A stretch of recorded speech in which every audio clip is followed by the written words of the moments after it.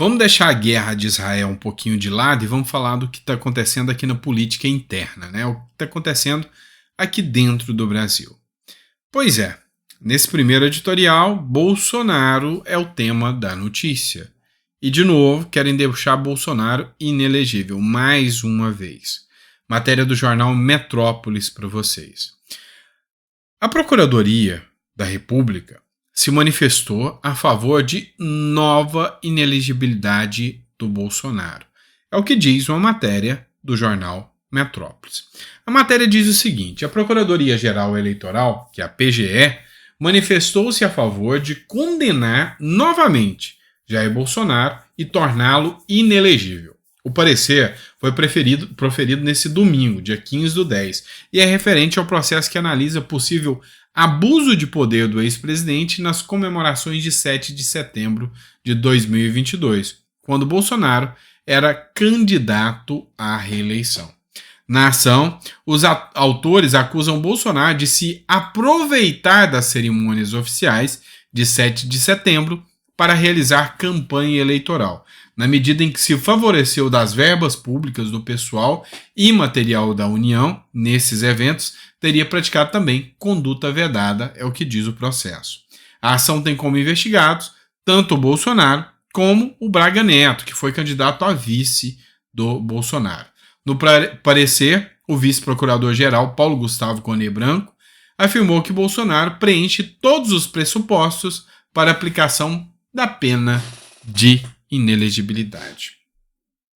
Eu já falei uma série de vezes para vocês. Podem deixar Bolsonaro inelegível o quanto quiserem, tá? Quantas vezes quiserem. Hoje, a força do nome Bolsonaro, a força do movimento bolsonarista que se iniciou é gigantesco. E hoje, Bolsonaro, elegível ou inelegível, é a mesma pedra para o PT, talvez até maior. Tem um evento que aconteceu durante o ano de 2022, enquanto Lula era candidato e Bolsonaro também.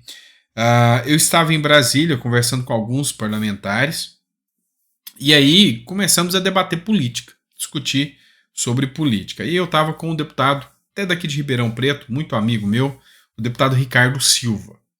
E aí, a gente falando sobre Lula e Bolsonaro, o Ricardo Silva falou: olha, na minha visão, para Bolsonaro, o Lula concorrendo, elegível, é melhor e dá mais força para o Bolsonaro do que qualquer outro nome que venha. Porque se vier outro nome sem o Lula, há uma chance maior de rejeição ao Bolsonaro.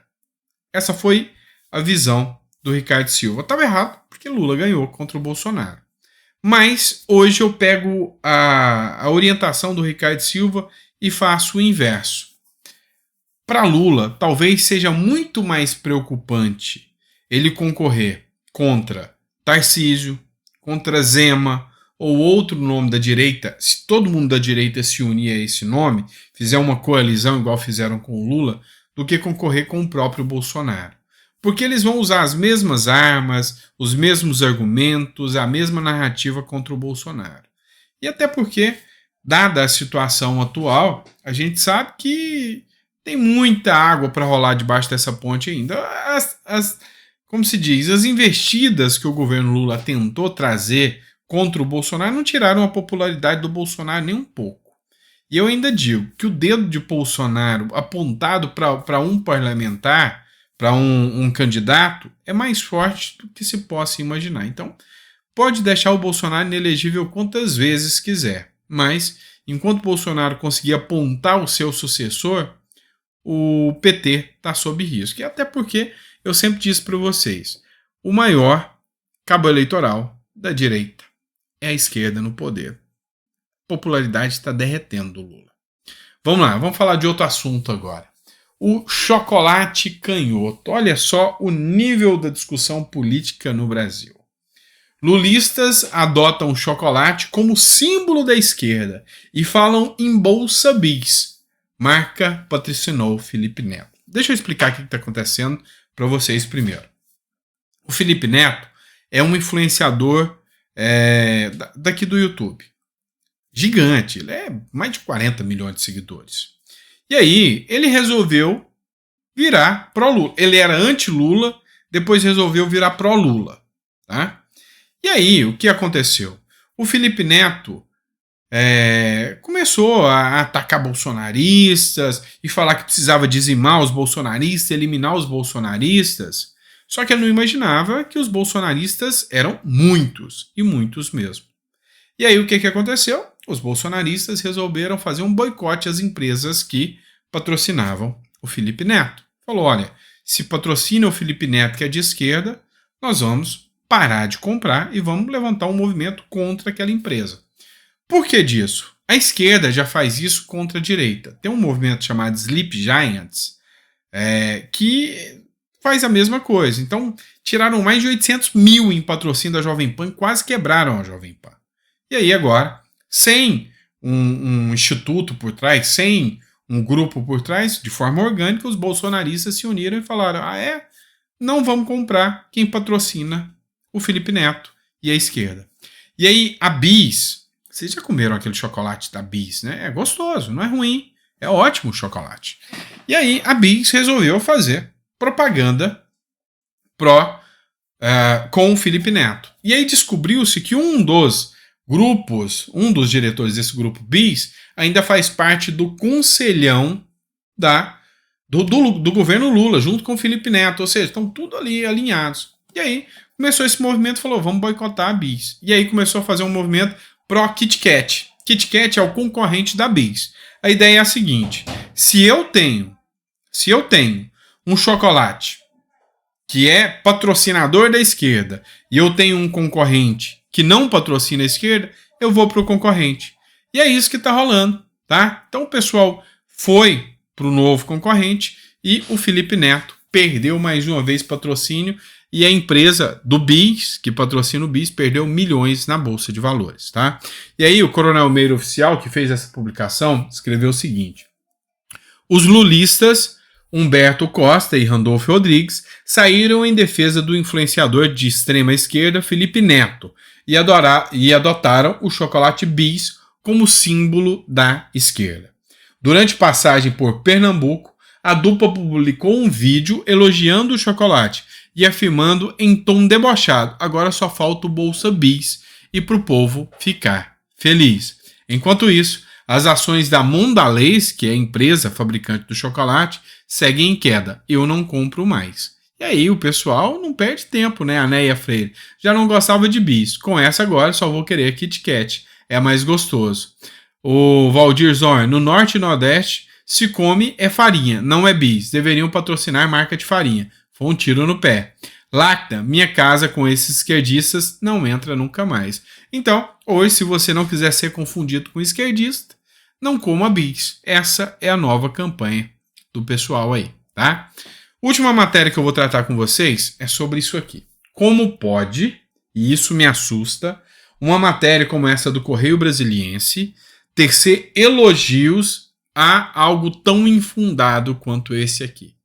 O Luiz Marinho, que é abre aspas, muitos brincam aí, o ministro do desemprego, né, o ministro do trabalho, disse, empresário, em boa parte, tem uma visão retrógrada. Quem deve ter uma visão boa é o governo, né?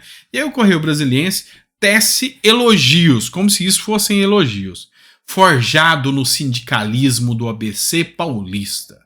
Antes de ingressar na carreira política, o ministro Luiz Marinho deixa claras suas convicções em defesa do trabalhador. Aos 64 anos, ele volta a assumir um posto na esplanada com a intenção de recolocar o Estado como figura importante na interlocução entre empregadores e empregados. Marinho é crítico mordaz das teses do neoliberalismo e de fenômenos como a uberalização, considerada por ele nada mais do que uma forma de exploração da mão de obra. Por essa razão, considera importante e se diz otimista. Pois é, esse cara aqui é o cara que ataca empresário, é o cara que quer acabar com a Uber no Brasil, é o cara que fala que os aplicativos só trouxeram retrocesso é o cara que ataca o empresário. É o bom e velho político sindicalista do ABC lulista mesmo. E aí vem um jornal como Correio Brasiliense tecer elogios. Falou que é contra o liberalismo, já perdeu o conceito total. Porque hoje é graças ao liberalismo, é graças à economia pulsante, que você tem acesso aí ao seu smartphone, que você pode pegar um celular e chamar o Uber, é que você pode comprar um aparelho lá da China. É assim que funciona. Uma economia liberal, uma economia em que o importante é a negociação. Uma economia que o melhor benefício que um trabalhador pode ter é um salário bom. Isso sim. Eu vou te fazer um desafio se você pega o Uber. Entra no Uber e pergunta se o Uber quer sair para trabalhar de carteira assinada ganhando um salário mínimo. Pergunta para ele. A resposta vai ser óbvia. Não, ele não quer. Ele não quer. Por quê? Esse tipo de gente tem uma visão retrógrada. Esse tipo de sindicalista, sim, tem uma visão retrógrada. É o empresário que gera emprego, é o empresário que movimenta a economia do país, é o empresário que faz o país e o Brasil andar para frente, seja o empresário do agro, seja o empresário do comércio, seja o empresário dos serviços. É assim que a coisa funciona. E aí mostra que o mais retrógrado de tudo aqui é essa atual gestão, que é literalmente assustadora. E para encerrar aqui, eu vou trazer uma postagem do deputado Hélio Lopes. Né? Eu falei que não ia citar nada da guerra, mas aconteceu o seguinte. Teve aquele soldado brasileiro que foi morto lá em Israel, tá? Que estava na rave. Ele deu uma entrevista à Jovem Pan. E aí, hoje a Jovem Pan, para sobreviver, não estou fazendo críticas, tá? Não estou fazendo críticas, tanto é que eu também, de certa forma, tenho que me policiar com o que eu falo, porque a depender do que eu falo, vou ser punido, tá? Não estou fazendo críticas, mas hoje a Jovem Pan está tendo que pisar no freio com as críticas ao Lula para questão de sobrevivência. E aí eles não esperavam, mas olha só o que rolou durante essa entrevista aqui. Ouça só, e eu vou encerrar o vídeo com essa entrevista. Você vai deixar o comentário ao final. Suas informações, suas impressões sobre os próximos passos desse conflito. Jonathan, muito obrigado mais uma vez pela gentileza em nos atender. Boa sorte a você. E, por favor, claro, pode concluir, por gentileza. Queria mandar um abraço para o nosso presidente Jair Messias Bolsonaro. Você é um mito, cara. Se você estiver vendo, eu te apoio, sou teu fã. Tá certo. Aí, registro do Jonathan Israel. Obrigado pela participação. Um abraço, boa sorte, até uma próxima. Parece que a turma não gostou. Deixa no seu comentário aí, tá bom? Grande abraço e até o próximo vídeo.